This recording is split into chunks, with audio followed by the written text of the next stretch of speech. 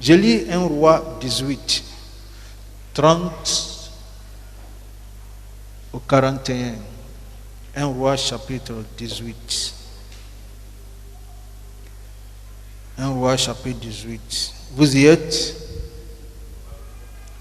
1 Roi 18, à partir du verset 30. Élie qui parle. Approchez-vous de moi. Tout le peuple s'approcha de lui. Et Élie rebâtit l'autel de l'Éternel qui avait été renversé. Il prit 12 pierres d'après le nombre des tribus des fils de Jacob, auxquels l'Éternel avait dit, Israël sera ton nom. Et il bâtit avec ces pierres un autel au nom de l'Éternel. Il fit autour de l'autel un fossé de la capacité de 2 mesures de semences. Il arrangea le bois, coupa le taureau par morceaux et le plaça sur le bois. Puis il dit, remplissez d'eau 4 cruches et versez-les sur l'holocauste et sur le bois. Il dit, fais-le une seconde fois. Et il le fit une seconde fois. Il dit, fais-le une troisième fois. Et il le fit une troisième fois. L'eau coula autour de l'autel. Et l'on remplit aussi d'eau le fossé. Au moment de la présentation de l'offrande, Élie, le prophète, s'avança et dit, Éternel Dieu d'Abraham, d'Isaac et d'Israël, que l'on sache aujourd'hui que tu es Dieu en Israël, que je suis ton serviteur et que j'ai fait toutes ces choses par ta parole. Réponds-moi, Éternel, réponds-moi, afin que ce peuple reconnaisse que c'est toi, Éternel, qui es Dieu, et que c'est toi qui ramènes leur cœur, et le feu de l'Éternel. Dis après moi, le feu de l'Éternel. Et le feu de l'Éternel tomba, et ça veut dire le feu consuma l'holocauste. Le feu consuma le bois, les pierres et la terre. Et ça veut dire le feu absorba l'eau qui était dans le fossé. Il faut souligner, le feu absorba l'eau qui était dans le fossé. Quand tout le peuple vit cela, il tombait sur leur visage et dit, c'est l'Éternel qui est Dieu, c'est l'Éternel qui est Dieu. Saisissez les prophètes du Baal, leur dit Élie, qu'aucun d'eux n'échappe. Et je déclare, aucun des dieux de Baal n'échappera. Dans le nom puissant de Jésus, ils seront tous égorgés. Dans cette saison, quiconque se lèvera contre toi connaîtra le sort des prophètes de Baal. Et il les saisit, Élie les fit descendre au torrent de Kishon, où il les égorgea. Et Élie dit à Ahab, monte, mange et bois, car il s'est fait un bruit qui annonce la pluie. Dis après moi, il s'est fait un bruit qui annonce la pluie. Il s'est fait un bruit qui annonce la pluie en ma faveur. Il s'est fait un bruit qui annonce ma pluie. Amen. Seigneur, nous bénissons ton nom, ton saint nom. Bénis ta parole, inspire-nous davantage et bénis-nous dans le nom puissant de Jésus. Amen. Amen. Vous connaissez l'histoire déjà. Il s'agissait d'Élie, et les prophètes de Baal. C'est une confrontation sur une montagne qui s'appelle la montagne de... Aide-moi. La montagne de Carmel. Sous cette montagne, Élie d'un côté et 2 groupes de prophètes de Baal. Un groupe fait 400, un autre groupe fait 450. En tout, ça fait 850 prophètes contre le prophète de Dieu. Et je déclare, quel que soit ton nom, une personne avec Dieu constitue la majorité. Tu n'es pas seul, quels que soient ceux qui sont devant toi, quels que soient ceux qui se disent forts, qui sont devant toi. À la fin de l'histoire, tu les verras égorgés. Dis, ça me concerne. Alors que nous nous approchons vers décembre, où les oracles se font, où les sorciers et les démons sont en train de libérer des oracles dans l'atmosphère, quelle que soit leur puissance et leur force, ils pensent qu'ils ont Baal à leur côté et eux ils sont prophètes de Baal. Mais ils oublient que toi tu es le prophète de Dieu qui est au-dessus de Baal. Leurs incantations et leurs oracles tomberont dans le nom puissant de Jésus. Leurs conspirations dans les bois sacrés et dans les hauts lieux seront vains et en vain. Car le Dieu d'Élie, il est ton Dieu. Et le Dieu d'Élie fermera tous les réseaux. Le Dieu sera en absent. Le moment où ils ont besoin de leur Dieu, il ne se manifestera pas. À cause de toi. Pas à cause d'eux. À cause de toi, leur Dieu ne se manifestera pas. Quand ils auront besoin de leur Dieu pour agir en leur faveur contre toi, leur Dieu dira, si c'est celle-là, si c'est celui-là, je ne peux pas me manifester. Je ne peux pas me manifester. Je ne peux pas me manifester. Si c'est cette fille, tu es allé chercher. Je ne peux pas me manifester. Parce qu'il y a eu un décret de la part du Seigneur que cette période-là, aucun idole ne se manifestera pas. Si on se manifeste, ça ne sera pas bien pour nous. À cause de toi, il y a une période de grève décrétée sur les idoles.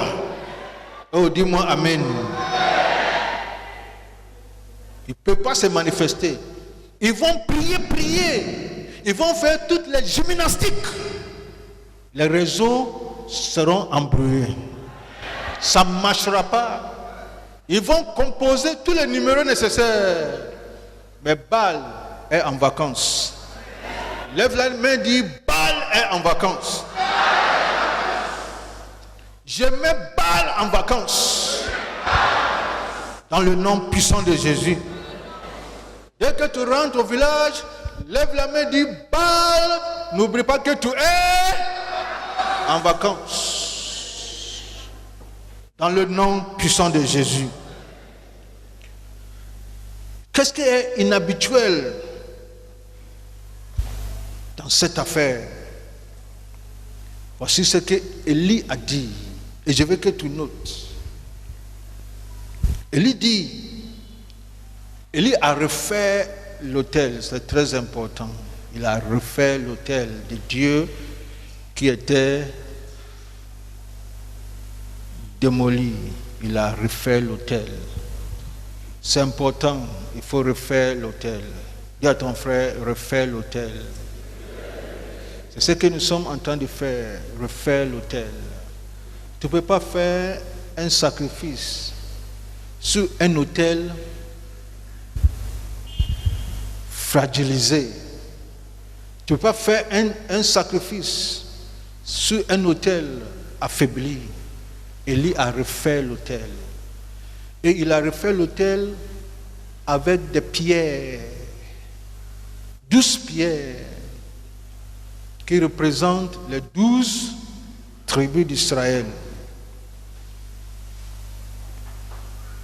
Et Élie a fait faire un fossé profond autour de l'autel. Un fossé, c'est un caniveau, un canal. Alors, voici l'autel.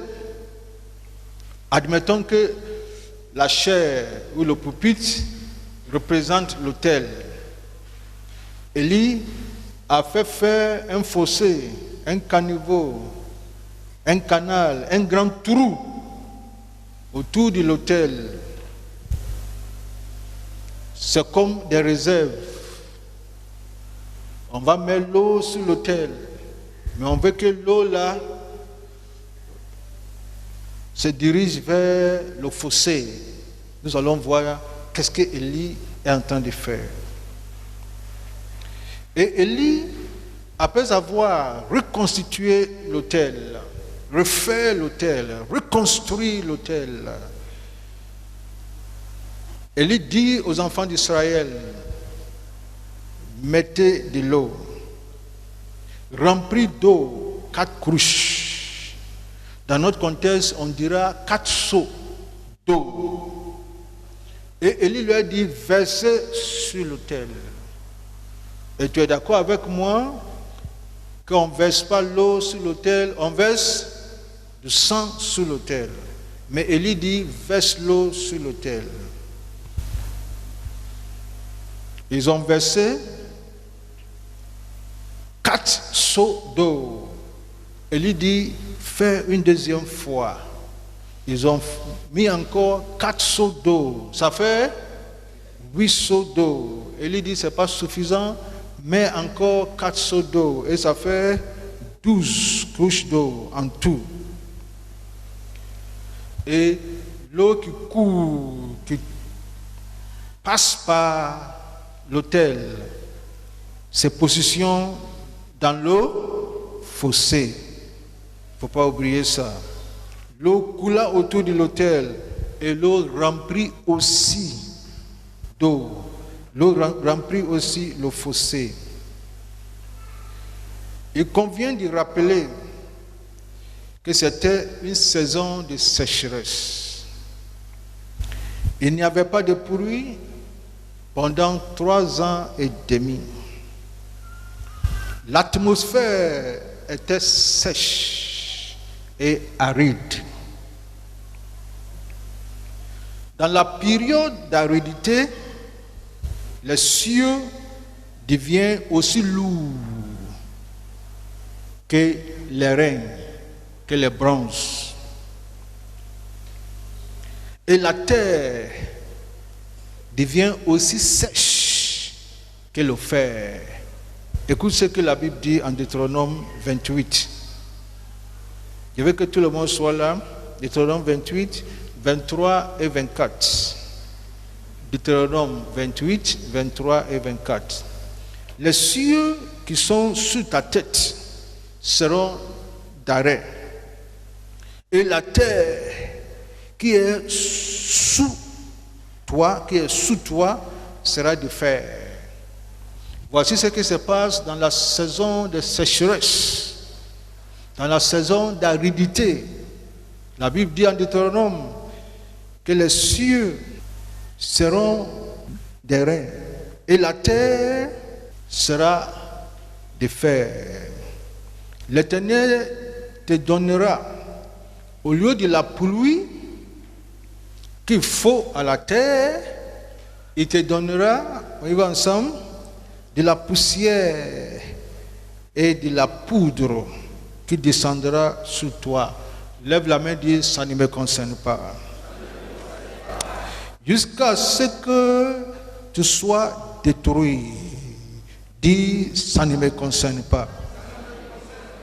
Alors, je veux que tu comprennes, quand on parle de sécheresse et aridité, ce qui se passe. Quand on parle de sécheresse et aridité, les cieux deviennent lourds. L'atmosphère devient sèche.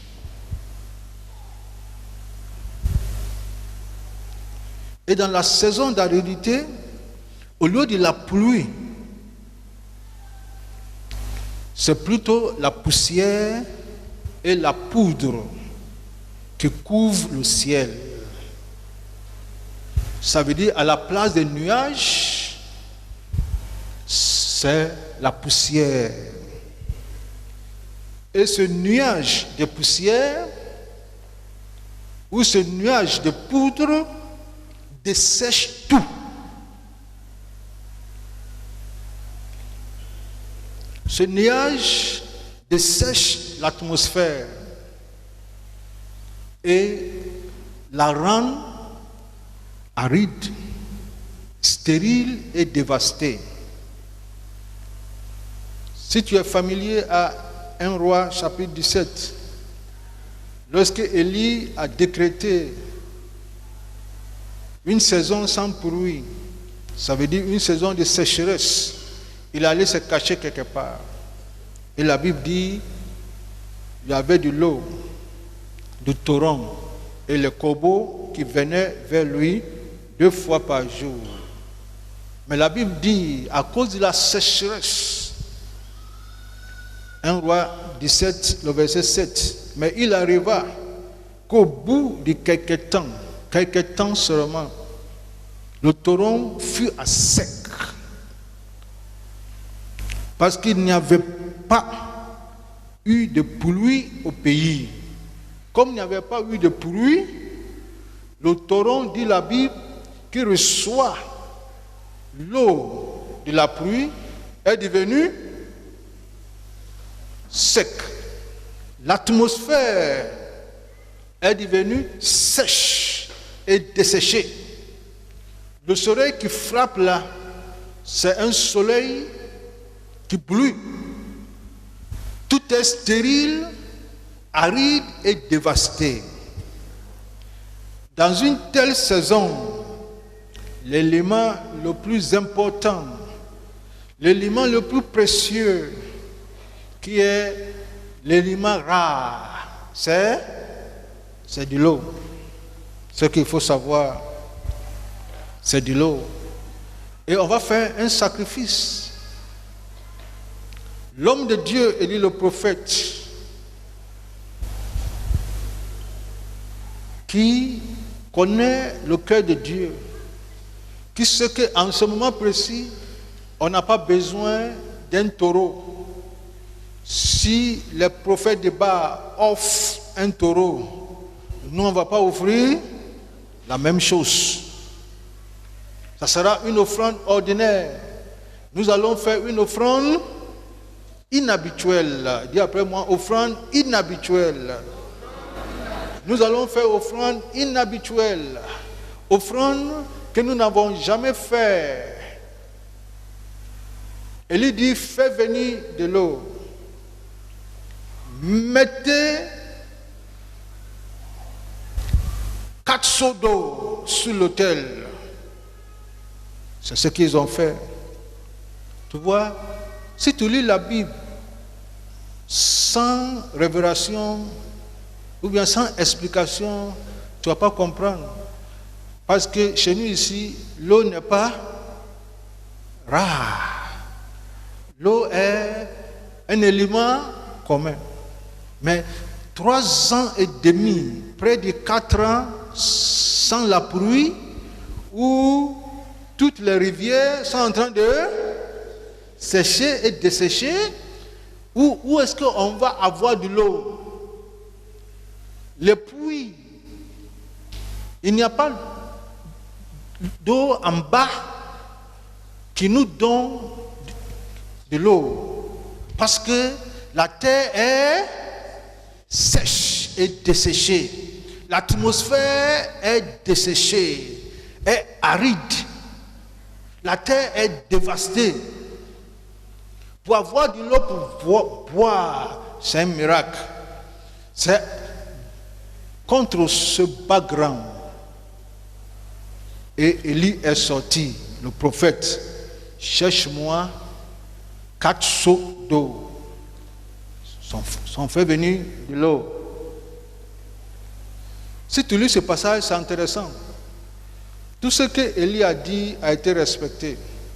Même avec les prophètes de Baal, ils ont respecté la parole d'Élie. Élie lui a dit, continue de prier. Élie lui a dit, criez. Ils ont crié. Criez fort. Peut-être il dort. Peut-être votre Dieu ce réseau ne marche pas, crie encore. Et Élie dit, fais encore. Tout ce qu'Élie a dit, ils ont fait. Élie maintenant les laisse. Dit aux enfants d'Israël, mets de l'eau. Ils n'ont pas dit, Élie, on n'a pas d'eau. Ils sont allés chercher de l'eau. 4 seaux, mettez.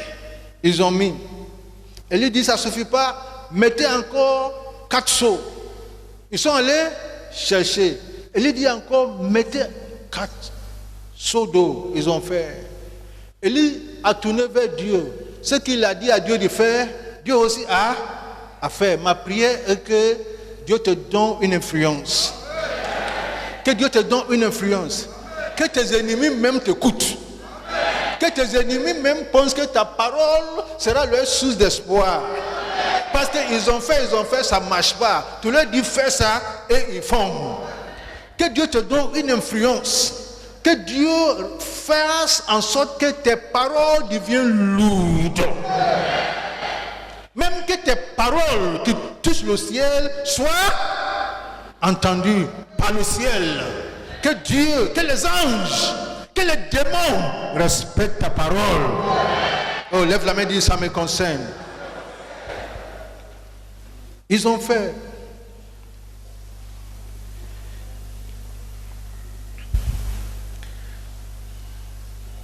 Tu sais, on ne verse pas une telle quantité d'eau sur un autel, sous aucun prétexte, en principe. Si on doit verser de l'eau sur un autel, dans cette saison de sécheresse et d'aridité, on doit le faire avec sagesse, avec prudence, parce qu'il faut tenir compte de la récession économique, il faut tenir compte de la sécheresse. Mais je pose la question, j'ai la fois passée posée, pourquoi Élie nous demande de verser une telle quantité d'eau sur l'autel? N'est-ce pas un gaspillage? Réponds-moi. N'est-ce pas un gaspillage? Prophète, c'est toi qui as fermé le ciel. Et toi, tu nous demandes de verser l'eau. Où trouverons-nous de l'eau? N'est-ce pas un gaspillage? Prophétiquement, non. Ce n'est pas un gaspillage. Du tout, du tout. Dis à ton frère, ce n'est pas un gaspillage. Ne penses-tu pas que la meilleure saison de verser une telle quantité d'eau sur cet autel sera une saison de pluie? N'est-ce pas? Si c'était une saison de pluie, ce que Élie nous demande, on peut le faire. Ça ne sera pas une offrande inhabituelle, mais c'est une saison sèche. Ce n'est pas un bon moment. La question que je me pose, qui a plus besoin d'eau? Qui a plus besoin de Dieu ou les hommes? Qui peut me répondre? En ce moment, qui a plus besoin d'eau? Dieu ou les hommes? C'est Dieu qui a plus besoin d'eau. Je vais vous montrer ça. C'est Dieu qui a plus besoin d'eau. Ce n'est pas les hommes. Qui a plus besoin d'eau? L'autel de Dieu ou la terre des hommes? Maintenant, tu connais la réponse. Qui a plus besoin d'eau? L'autel ou la terre? C'est l'autel, excellence. L'autel a aussi soif que la terre. Dieu a aussi soif, sinon plus soif que les hommes. Ils ont détruit l'autel. Ça fait près de 4 ans. Il n'y a pas eu de sacrifice. Près de 4 ans, l'autel est mélangé. C'est l'autel de Baal qui marche. L'autel de Dieu a été détruit. Dieu a soif d'une offrande. Dieu a soif d'une offrande. Dis à ton frère, Dieu a soif d'une offrande. Tu sais, il faut donner à boire au moment où on a soif, mais pas au moment où on n'a pas besoin d'eau. Est-ce que mon français est clair? Ton geste devient prophétique au moment où on en a besoin qu'au moment où on a beaucoup. On n'a pas besoin de ça. Et c'est ça qui rend l'offrande d'Élie une offrande inhabituelle. Élie a compris que c'est l'autel qui nourrit la terre et ce n'est pas la terre qui nourrit l'autel. Et voici ce qu'Élie a fait. Suis-moi bien. Élie a trempé l'autel. Dis après moi, trempé l'autel. Élie a trempé l'autel. Et l'eau qu'Élie a utilisée pour tremper l'autel, cette eau a à son tour mouillé le sol. Si tu trempes l'autel, l'eau de l'autel va, aide-moi, mouiller ton sol. Quand on parle du sol ici prophétiquement, on parle de tes affaires, on parle de ton foyer. Ça peut représenter ta destinée, ça peut représenter ton avenir. Tu es pasteur, ça peut représenter ton ministère. Mais ce que Élie est en train de faire, il est en train de lier l'avenir d'Israël à l'autel, représenté par les 12 pierres. Il est en train de lier la destinée d'Israël à l'autel. Il est en train de lier le sol, les affaires, les foyers, les destinées des individus à l'autel. Et si ton avenir est lié à l'autel, tout ce que tu mets sur l'autel, ça touche ton avenir. Est-ce que mon français est clair? C'est très important. C'est très très important. Tout ce que tu mets sur l'autel touche ton sol. Élie a trempé l'autel. Et c'est la même eau qu'Élie a utilisée pour tremper l'autel. C'est la même eau qui a mouillé le sol. Écoute ceci. Tu peux mouiller ton sol sans tremper l'autel. Ça c'est vrai, non? Tu peux mouiller ton sol sans tremper l'autel. Mais tu ne peux pas tremper l'autel, on finit ensemble, sans mouiller le sol. Tu ne peux pas tremper l'autel sans mouiller le sol. Écoute-moi, je parle prophétiquement, je veux que tu m'écoutes et tu comprennes ce que l'Esprit de Dieu parle. Tu peux mouiller ton sol sans tremper l'autel. C'est une chose. L'eau qui trempe l'autel, qui mouille le sol, est différente de l'eau qui mouille le sol sans tremper l'autel. Tu seras la tête et non la queue.